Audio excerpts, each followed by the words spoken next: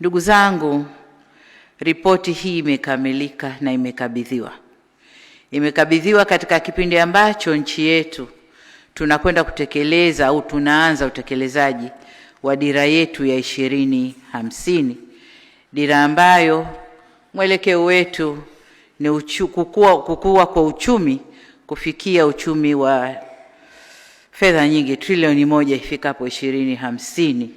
Inshallah Mungu atujalie tufike huko. Lakini dira hii inatuambia kwamba utekelezaji wake katika vipindi vya miaka mitano tunavyoikata, 22% ya utekelezaji wa dira hii utafanywa na serikali, 70% ni sekta binafsi na wadau wengine, na 8% ndio mashirika ya umma.